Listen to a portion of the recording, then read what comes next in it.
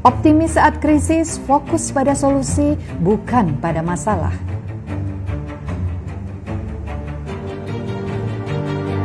Kerjakan apa yang kamu cintai, hal ini akan membuatmu tangguh karena kamu menciptakan kebahagiaanmu.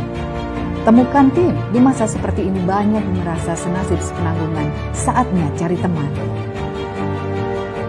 Bagikan kebaikanmu, sekarang saatnya berbagi apa yang kamu miliki, tidak harus berupa materi, bisa juga tentang semangat diri. Bahagialah karena bahagia bukan suatu harus berjalan baik, tapi bagaimana kita bisa merespon dengan cara yang lebih baik. Selamat datang di obrolan Dapur Ibu.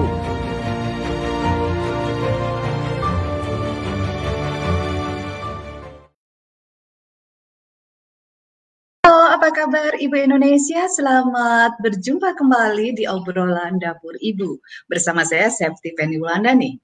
Hari ini kita akan membahas satu topik seru, satu topik menarik yang akan kita bahas selama 3 hari berturut-turut. Apakah itu topiknya?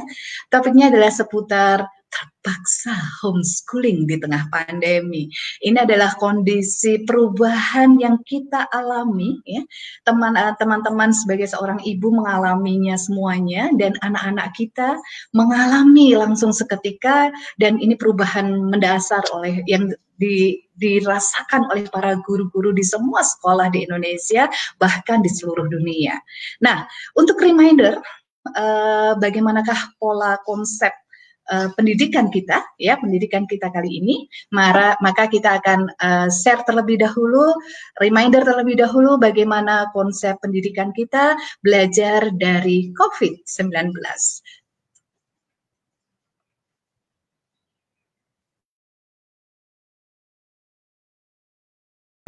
Belajar dari COVID-19. Orang tua adalah guru utama dan pertama yang tidak pernah dipersiapkan dengan sungguh-sungguh. Peran orang tua sebagai guru masih dianggap sebagai peran warisan sehingga tidak perlu dipersiapkan. COVID-19 datang, orang tua ditantang. Pendidikan berubah, semua ada di dalam rumah. Saatnya kita bergerak, tidak selalu menjadi penonton yang hanya bisa bersorak. Pendidikan itu memerdekakan, bukan justru memenjarakan. Saatnya orang tua percaya diri, pendidikan bukan mengajar, tapi belajar dan memberi teladan. Pendidikan di dalam keluarga, sebuah keniscayaan. Selamat Hari Pendidikan, selamat datang di obrolan Dapur Ibu.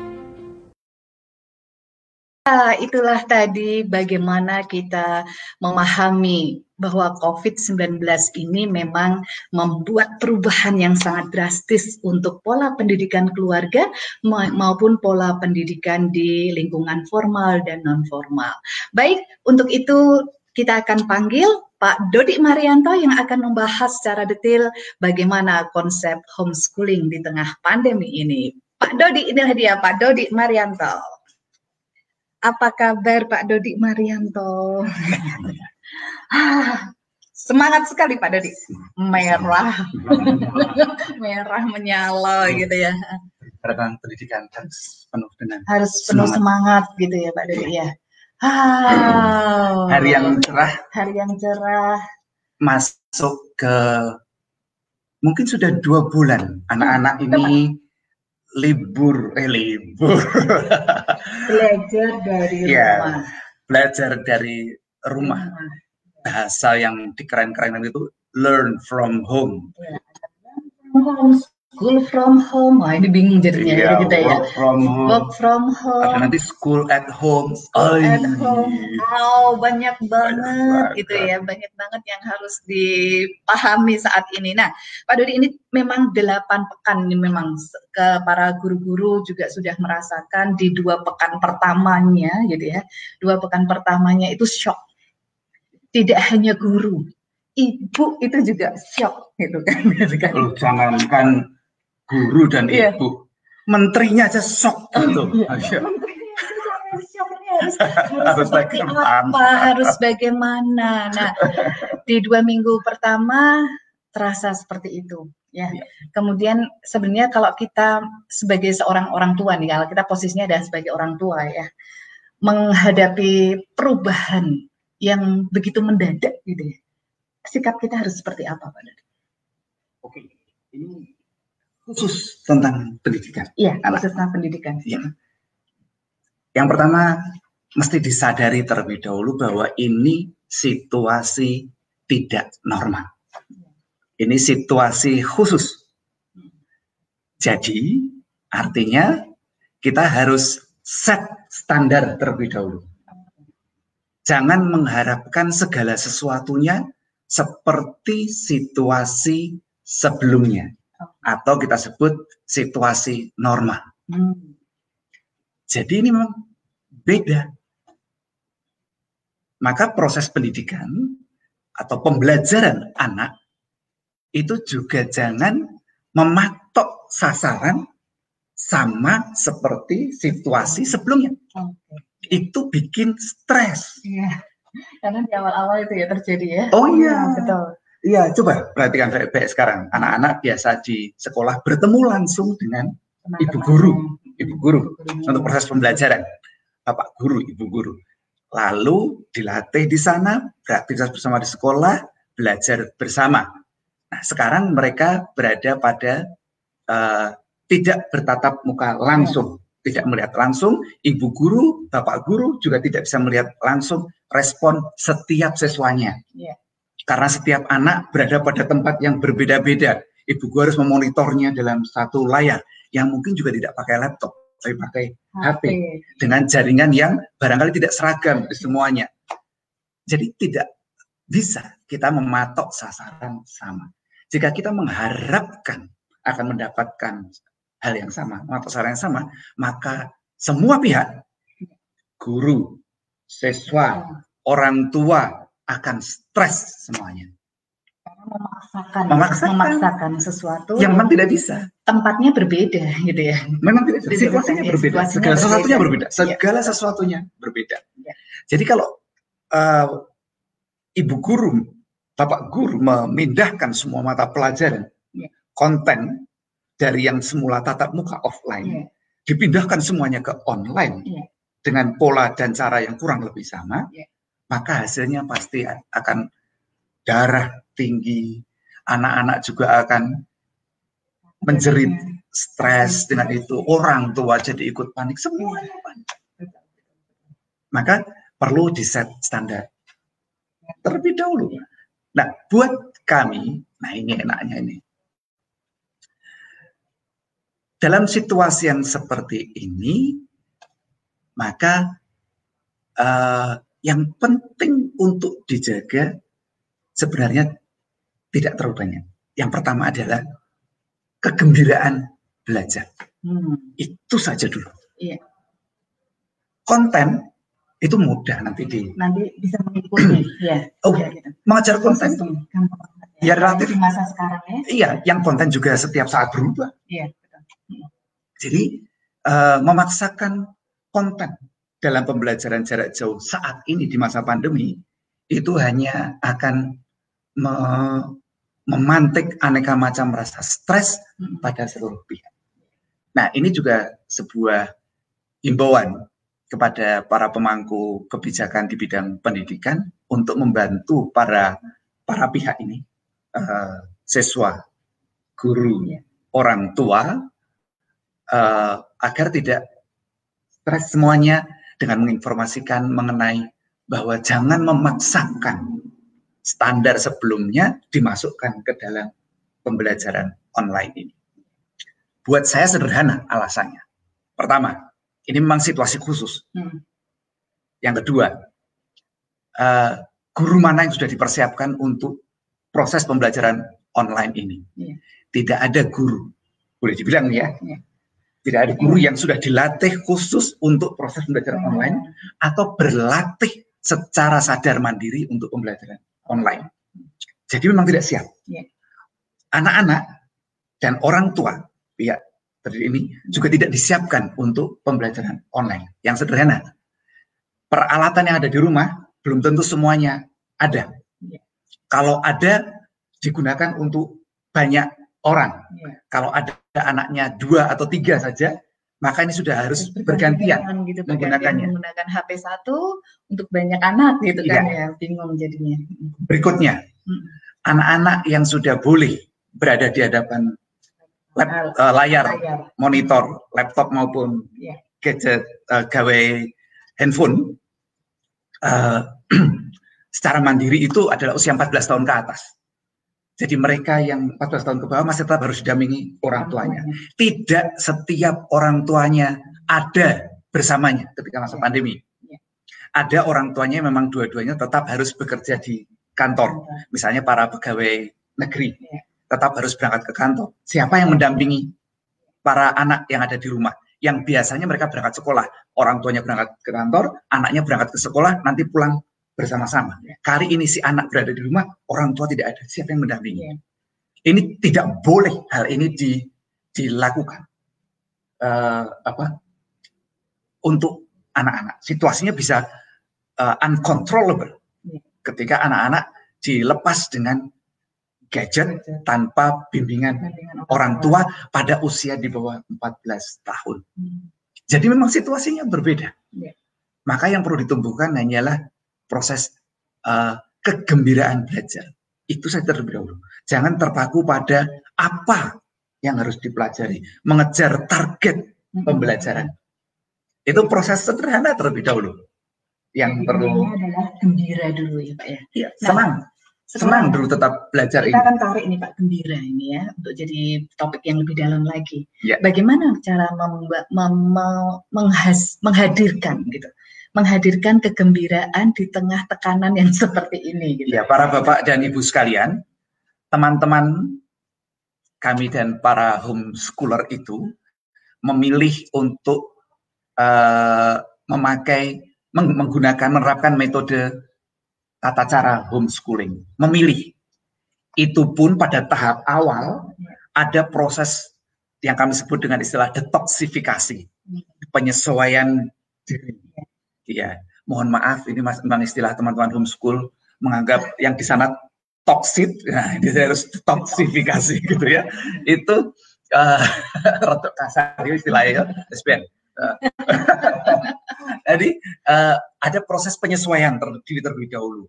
Yang rumus sederhananya biasanya jumlah tahun ketika bersekolah kali bulan. Jadi kalau 6 tahun sudah bersekolah, berarti kira-kira 6 bulan masa detoksifikasi. Masa penyesuaian. Masa penyesuaian diri itu sekitar 6 bulan adaptasinya.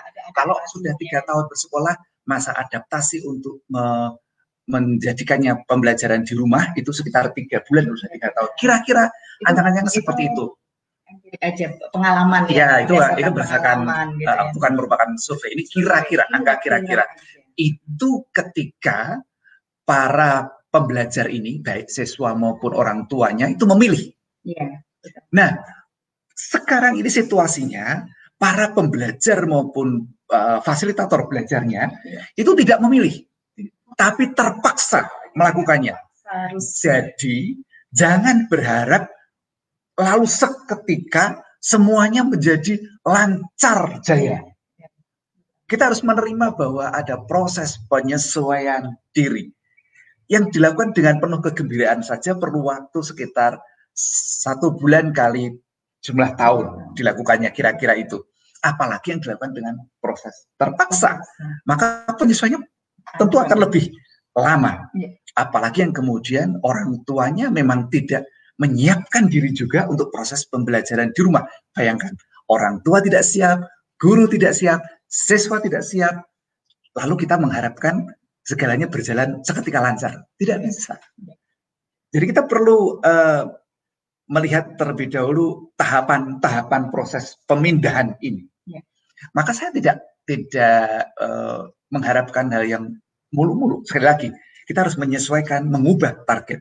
Beberapa negara sudah mulai mempertimbangkan bahwa tahun ini dianggap, boleh dibilang dalam tanda kutip, tahun hilang pembelajaran.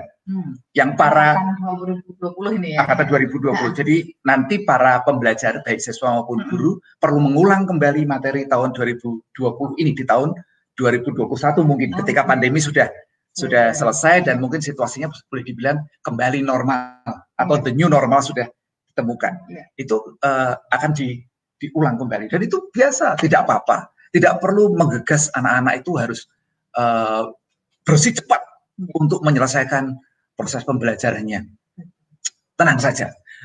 pendidikan itu bukan proses sprint, lomba lari cepat. Ini seperti layaknya maraton, proses untuk menyiapkan kehidupan yang panjang, gitu. Jadi tidak perlu seperti berlomba-lomba bersih cepat untuk menyelesaikan segala sesuatunya. Nah, biasanya para guru itu kemudian merasa harus menyampaikan segala sesuatu, semuanya seperti layaknya normal karena khawatir dengan pihak atasannya. Atasannya takut dengan atasannya. Atasannya takut dengan atasannya lagi karena tekanan berikutnya. Maka memang perlu pihak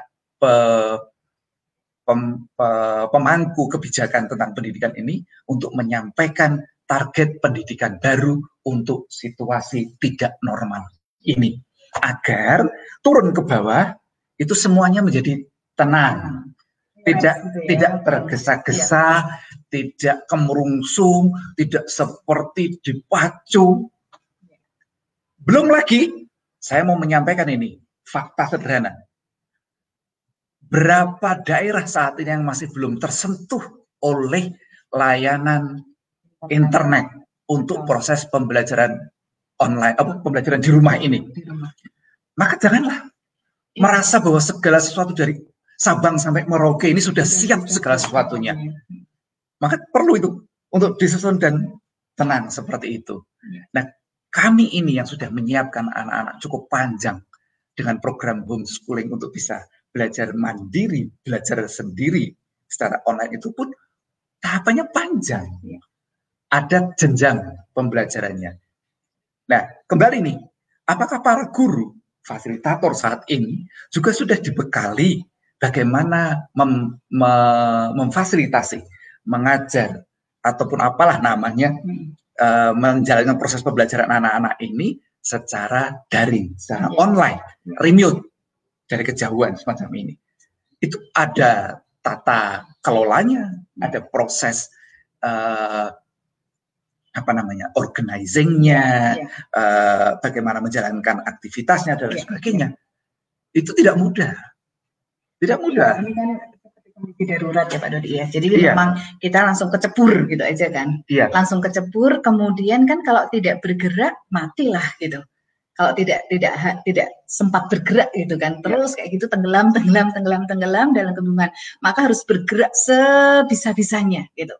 Bergerak sebisa-bisanya. Nah, proses kondisi tanggapan daruratnya ini yang perlu dikasih clue kepada para guru dan kepada orang tua, karena ini darurat dan kita semua mengalaminya tanpa pernah ada pelatihan sama sekali, ya tidak ada keterampilan kita di bidang itu gitu kan. Kalau mengalami hal yang semacam ini gitu, kondisi daruratnya kita apa yang harus dilakukan gitu? Ini bukan jawaban yang mudah. SOP pendidikan kita memang tidak menyiapkan untuk mengalami situasi semacam ini. Maka boleh jadi Bapak Ibu guru saat ini, para siswa dan orang tua juga semua menjalankan sesuai dengan interpretasi masing-masing untuk bisa melakukan proses pembelajaran di saat ini. Dan saya sangat percaya bahwa para bapak dan ibu guru telah menjalankan yang terbaik saat ini. Jadi saya mengapresiasi dan tidak perlu merasa bersalah atau menyalahkan diri atau menyalahkan siapapun. Ini kita sedang menjalankan begitu situasi darurat, semua kemudian melakukan segala upaya untuk tetap bisa selamat. Oke, itu kita terima dulu. Ya. Jadi saat ini marilah kita yang pertama, tahap 1 adalah menyadari bahwa situasi ini adalah keadaan darurat, tidak normal. Maka tetapkanlah target standar yang darurat, tidak normal. Jangan menggunakan target dan standar keadaan normal. Jadi artinya tidak melanjutkan materi-materi yang kemarin terhenti, seketika kemudian langsung berpindah ke online gitu kan. Nah, itu yang bikin stres ya. Betul. Secara aplikasinya, aplikasinya adalah bahwa maka tidak menggunakan semua rencana pembelajaran dan konten pembelajaran yang offline sebelumnya di sekolah, memindahkan semuanya begitu saja ke online. Tidak demikian. Jadi kita perlu untuk menata proses pembelajaran ini. Itu setelah menyadari, menetapkan targetnya yang sesuai. Nah, yang ketiga adalah tahap awal. Ini adalah proses penyesuaian diri. Pihak guru masih menyesuaikan diri, harus berbicara di depan laptop atau di depan gadget, tidak ada siswanya. Itu bukan hal mudah, nggak gampang, sangat tidak gampang. Ngomong nggak ada respon. Iya, Bapak Ibu boleh percaya karena kami sedang menjalankannya saat ini, berbicara dengan tanpa melihat siapapun ada di hadapan kami. Iya, hanya melihat layar. Sehingga saya perlu meminta untuk mendingan kita berdua ngobrol supaya ada teman berbicaranya. Jadi barangkali para ibu guru juga perlu pairing tandem gitu ya, melakukannya tidak sendirian.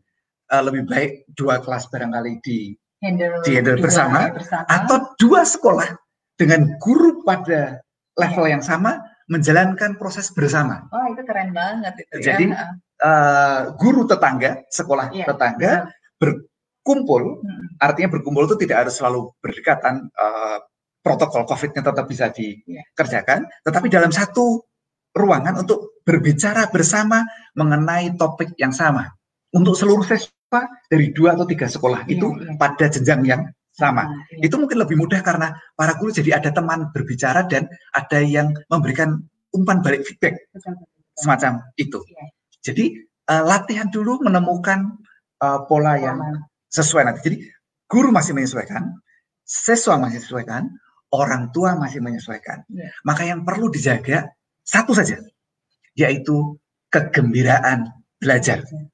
Jadi kegembiraan siswa belajar itu yang ditumbuhkan dulu, bahwa mereka bisa tetap gembira belajar meskipun tidak berhadapan langsung dengan gurunya, tidak bersama-sama langsung dengan teman-temannya, tetapi bersamanya dalam melalui layar monitor. Ditumbuh dulu bagaimana nih cara tetap gembira ini.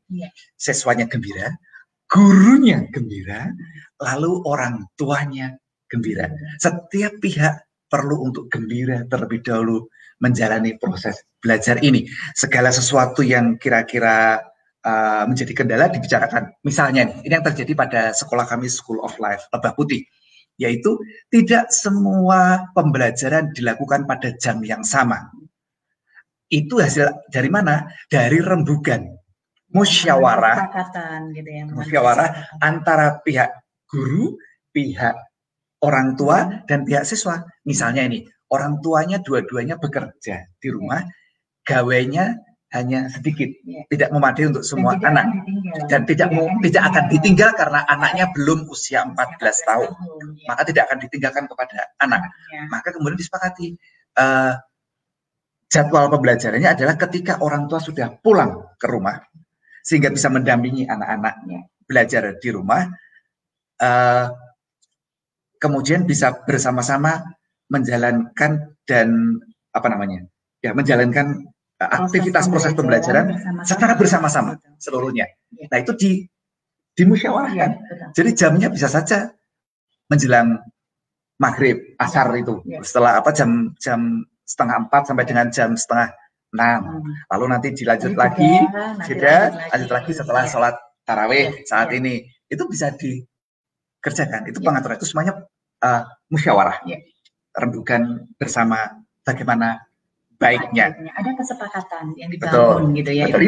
Ini proses. Jadi apa tadi namanya ya? Pertama menerima situasi, kemudian menetapkan target baru, standar proses pembelajaran baru, kemudian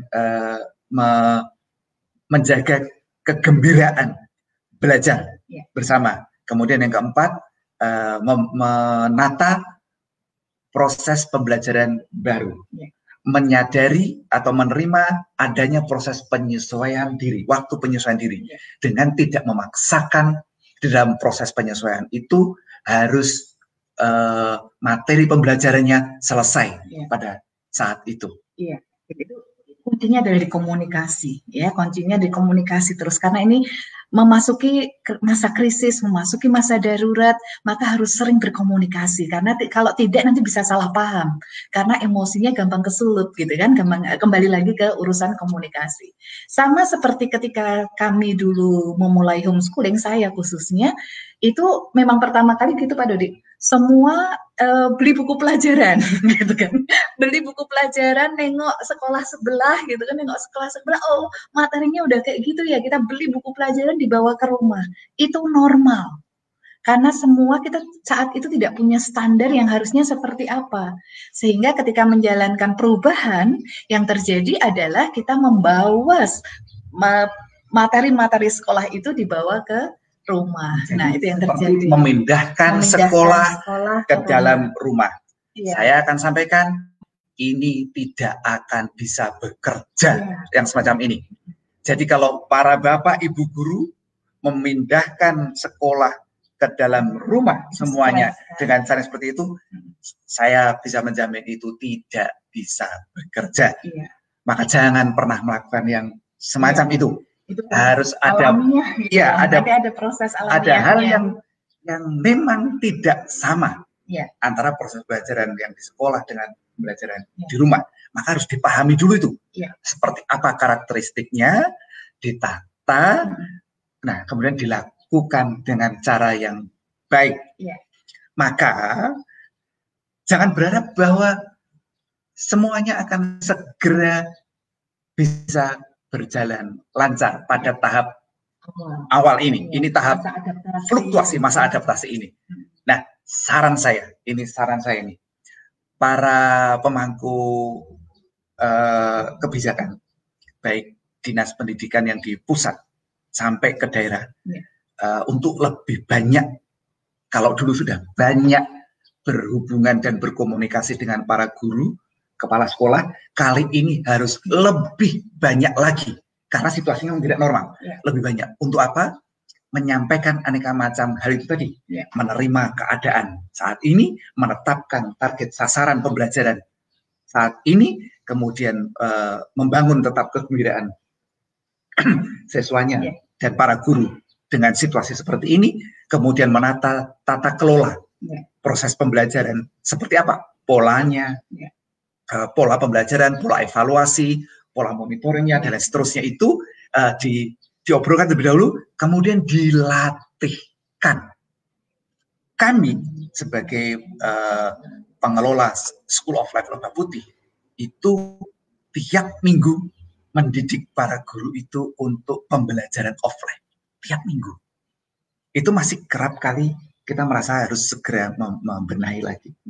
Nah, kalau pada saat ini situasinya berubah drastis, maka memang perlu pembelajaran yang lebih intensif untuk bisa segera berubah dari proses pembelajaran offline ke pembelajaran online.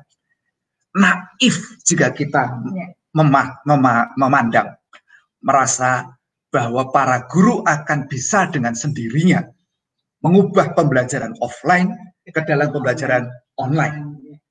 Ini tidak bisa. Jadi perlu ini untuk segera mengambil sikap agar anak didik tidak keburu merasa tidak suka belajar. Jika sudah keburu merasa tidak suka belajar, akan sulit membangun kegembiraan belajar. Berat sekali kalau sampai tidak suka belajar. Betul. Buat saya lebih baik saat ini, para pemangku kebijakan saat ini segera memutuskan bahwa memang proses pembelajaran pada etapa ini akan diulang kembali. Jangan terlalu resah dengan satu ini. Boleh dibilang ini jeda atau kosong proses pembelajaran. Kosong itu dalam arti bukannya tidak ada proses pembelajaran. Kosong itu tidak perlu memaksakan aneka macam muatan. Target materi untuk proses ini. Ini proses membangun kegembiraan terlebih dahulu. Ini seperti para nelayan, petani, itu juga ada masa jeda untuk bercocok tanam dan melaut. Ketika badai terjadi, para nelayan juga tidak perlu memaksakan diri untuk ke laut dan tidak perlu juga mengutuki badai itu. Mau dikutukin kayak apapun, badainya tetap ada dan tidak perlu berkeluh kesah atas dirinya. Perhatikan, tidak perlu menyalahkan badai, tidak perlu menyalahkan keadaan, tidak perlu menyalahkan laut, tidak perlu menyalahkan siapapun, tidak perlu juga menyalahkan diri sendiri. Maka apa, perhatikan apa yang dilakukan para nelayan itu. Ketika terjadi badai, mereka membetulkan rajutan jalannya, membetulkan kapalnya apabila ada yang bocor, yang rusak, disiapkan, layarnya dibetulkan lagi, semuanya disiapkan agar ketika nanti badai reda, maka sudah siap melaut dengan kondisi terbaiknya. Kapal siap, layar bagus, jala sudah teranyam rapi, semuanya siap sehingga kemudian bisa melaut dengan baik untuk mendapatkan tangkapan ikan yang terbaik. Jadi tidak perlu untuk memaksakan hal itu. Iya, ini analogi nelayan ini sangat keren sekali karena saat ini kita seharusnya fase kita untuk melihat kembali pola pendidikan di negara ini. Ya, pola pendidikan negara ini. Oh, bolongnya di mana ini? Bocornya di mana gitu. Bukan saatnya untuk menjejalkan gitu ya, menjejalkan semuanya di ranah yang berbeda. Jadi bahasa sebenarnya itu mundur selangkah untuk maju ribuan langkah. Jadi saat ini mungkin waktu yang sangat tepat buat kita para pelaku pendidikan, baik sebagai orang tua maupun sebagai guru, dan juga terlebih lagi para pemangku kebijakan pendidikan, untuk kontemplasi terlebih dahulu, retreat, melihat kembali untuk kemudian menata ke depan dengan the new normal. Siapa tahu dengan situasi yang sedang chaos saat ini, kita akan menemukan pola pembelajaran baru yang lebih bagus. Yang tidak ada gapnya gitu ya Pak. Betul. Antara rumah sama sekolah itu harusnya kan inline gitu kan. Betul. Ya. Harusnya inline. Gitu. Sejalan. Dan ini ketika kita masa kontemplasi seperti ini, barangkali kita juga jadi punya waktu luang untuk duduk tenang, memikirkan yang apa teman-teman sebut dengan education 4.0. Yang di benak saya saja, saya tidak terbayang seperti apa itu education 4.0. Saya memahami education 1.0, saya pelaku. Di masa-masa SD saya pelaku education 1.0. Saya memahami education 2.0. 1.0 itu lebih kepada sederhana itu yang Bu Guru tahu segala sesuatunya, Pak Guru tahu segala sesuatunya, siswa tidak tahu segala sesuatunya, kemudian siswa duduk, diam, dengarkan, ikuti apa pelajaran yang oleh Pak Guru. Kemudian saya adalah juga pelaku education 2.0, di mana ketika masa mahasiswa saya sedang SD sampai SMA 1.0 terus gitu ya. Baru bergeser mahasiswanya 2.0. 2.0 itu pun lebih banyak di kalangan organisasi mahasiswa untuk menyelenggarakan hari itu. Kira-kira demikian, bahwa siswa itu banyak tahu, guru banyak tahu. Kemudian mari kita berdiskusi untuk mensistematisasikan apa pengetahuan yang kita miliki itu. Kemudian melakukan pengembangan, pengkayaan wawasan bersama. Gitu. Jadi I know, you know. Let's discuss. Jadi I know, you don't know. I teach you. I teach you gitu ya. Oke. Kemudian di dalam proses ketika saya menjadi orang tua dan dipaksa oleh anak-anak untuk menyelenggarakan homeschool, kami tidak tahu waktu itu homeschool itu seperti apa. Mungkin keluarnya sama dengan guru-guru saat ini ya. Kami tidak tahu mengenai hal itu. Kemudian kami tanya ke Dignas di pusat saja, beliau juga tidak tahu mengenai hal itu, dan boleh dibilang tidak ada penyelenggara homeschool saat yang menjalankan homeschool saat itu secara mandiri. Saya mengenal teman saya yang menjalankan homeschool terafiliasi pada sebuah lembaga atau asosiasi, tapi yang secara mandiri tidak ada. Wow, kami harus menemukan bentuk kami sendiri. Lalu saya belajar mengenai education 3.0. Cirinya adalah bahwa para siswa sebagai pelaku pembelajaran utama, subjek utama, itu memahami betul apa yang mereka perlukan dan apa yang mereka ingin pelajari. Siswanya tahu, anaknya tahu. Sebagai subjek utama. Subjek. Kami sebagai orang tua, sebagai fasilitator, adalah mensupport bagaimana agar mereka bisa merumuskan apa yang mereka ingin pelajari itu bersama, kemudian menjalani proses belajar yang sudah dirancang bersama, menjaganya agar berjalan dengan baik. Siapa subjek utamanya? Subjek utamanya adalah peserta didik, anak-anak dalam hal ini. Jadi, you know better. Let me hear.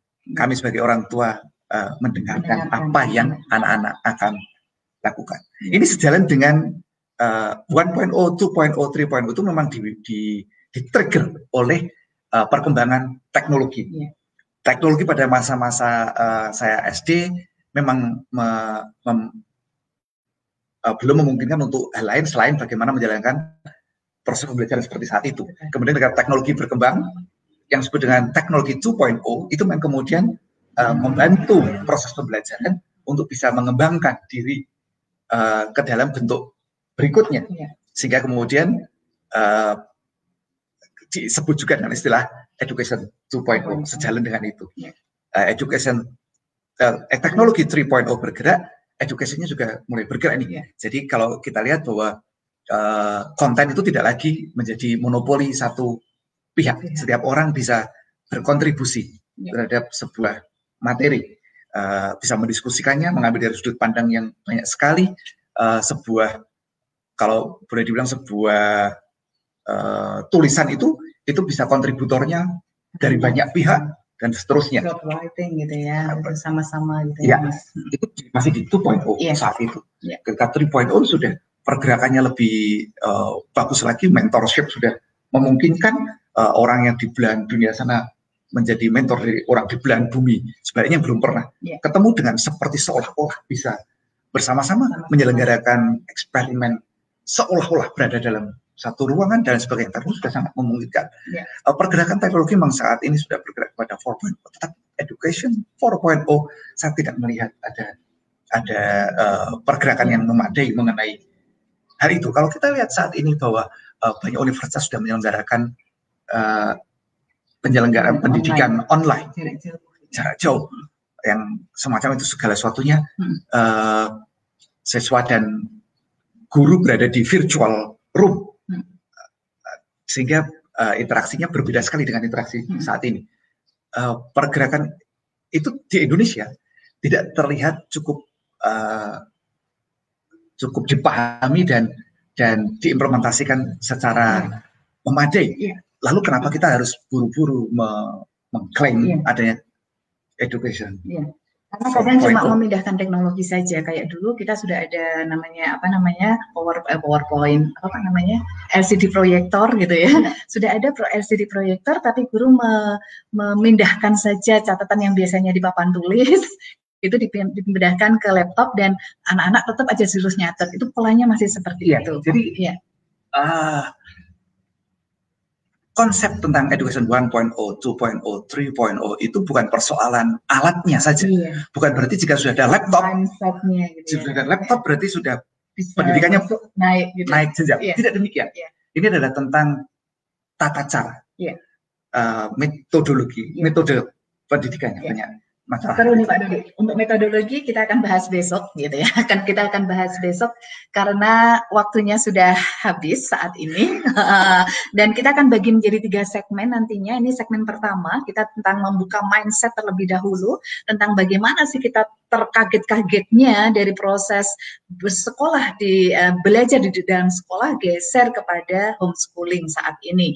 Seketika dan berserempak bersama-sama. Ini mindsetnya harus kita buka terlebih dahulu. Hari ini kita buka mindset, kemudian besok kita akan bicara tentang metodologi dan teknisnya, dan silahkan teman-teman untuk memberikan pertanyaan atau menceritakan pengalamannya masing-masing di podcast dengan voice message bisa, atau dengan tulis komen ya. Kami sudah menerima beberapa dan akan kami bahas besok untuk bisa menjadi pengayaan bagi seluruh orang tua dan guru yang menjalankan proses perpindahan model pembelajaran kali Jadi ini. mohon maaf, beberapa pertanyaan belum kami bahas saat ini. Kita mulai dari startingnya. Ya, untuk mengubah mindset dulu, pemahaman terlebih dahulu. Ini adalah seperti analogi yang disampaikan Pak Dodi tadi. Ini adalah sebagaikan nelayan yang lautannya sedang ada badai.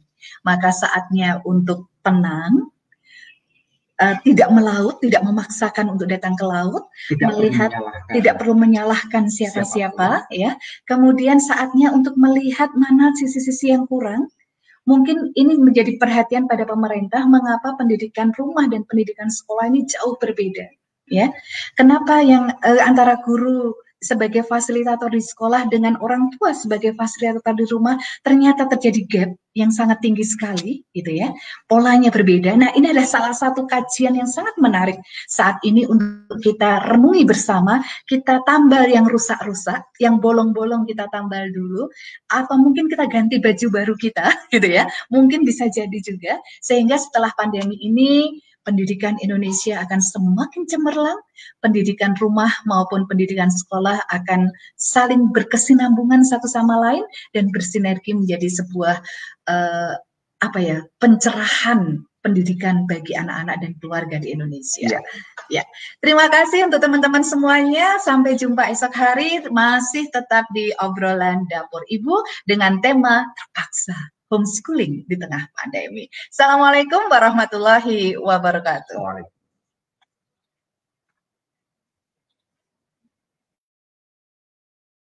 Dapur adalah wajah keluarga kita. Dapur adalah pusat peradaban keluarga kita. Dapur adalah tempat di mana kehangatan keluarga kita berada. Mari saatnya membangun peradaban dari dalam rumah. Salam obrolan dapur ibu. Harta yang paling berharga adalah keluarga.